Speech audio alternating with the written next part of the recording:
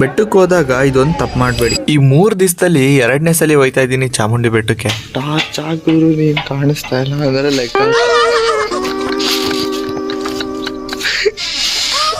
ನಾನು ಅದೇ ಕಲರ್ ತಲೆ ಕೆಡಿಸ್ಕೊಬೇಡ, ಅದಕ್ಕೆ ಟಾರ್ಚ ನೋಡ್ತಿದ್ದೀನಿ. कुचू पुचू तुम कहाँ हो? मुझे अच्छा नहीं लग रहा. ಇವತ್ತು 2ನೇ ಸಲ ಏನಕ್ಕೆ ಹೋಯ್ತಾ ಇರೋದು ಅಂದರೆ ಕಸಿನ್ಸ್ ಮನೆಗೆ ಬಂದಿದ್ರಾ, ಇನ್ನೇನು ಮಾಡೋದು ಅಂದ್ಬಿಟ್ಟು ಚಾಮುಂಡಿ ಬೆಟ್ಟಕ್ಕೆ ಹೋಗ್ತಾ ಇದ್ವಿ. ಒಂದು 6:30 ಅಷ್ಟೊತ್ತಿಗೆ ಹೋಗಲ್ಲಿ ತಲುಪಿದ್ವಾ. ಇನ್ನೂ ಒಂದಿಬ್ರು ಬರಬೇಕಾಗಿತ್ತು ಅಂದ್ಬಿಟ್ಟು ವೇಟ್ ಮಾಡ್ತಾ ಇದ್ವಿ. ಫೈನಲಿ ಬಂದರು, ನಾವು ಬೆಟ್ಟ ಹತ್ತಕ್ಕೆ ಹೊಟ್ವಿ. ಕಂಟಣ ಒಂಚೂರು ಕಂಟೆಂಟ್ ಕೊಡಿ ನಮಗೆ. ಮುಸ್ತಫಾ ಕೀರ್ತು ನಮ್ಮ ಅಕ್ಕ ಒಬ್ರು ಅರ್ಶಿನ ಕುಂಕುಮ ಹಚ್ತಾ ಇದ್ರ ಮೆಟ್ಲುಗೆ. ಅವ್ರ ಜೊತೆನೆ ನಾವು ನಿಧಾನಕ್ಕೆ ಬೆಟ್ಟ ಹತ್ತಿದ್ವಿ. ಒಮ್ಮೆ ಇಷ್ಟೊಂದು ಬೇವ್ತಿರೋದು, ಬೇವ್ರ ಬೇಡ ತಡೆದಿಟ್ಕೊಳ್ಳೋ. ಇವತ್ತು ಚಾಮುಂಡಿ ಬೆಟ್ಟದಲ್ಲಿ ಶ್ರೀ ದುರ್ಗಾ ಸಪ್ತಶ್ಲೋಕಿ ಪಾರಾಯಣ ಅಂತೆ. ಸ್ವಲ್ಪ ರಶ್ ಇರ್ಬೋದು, ನೋಡವ ಬನ್ನಿ. ಫೈನಲಿ ಒಂದು 7:30ಗೆ ಬೆಟ್ಟ ಹತ್ತಿದ್ವಿ.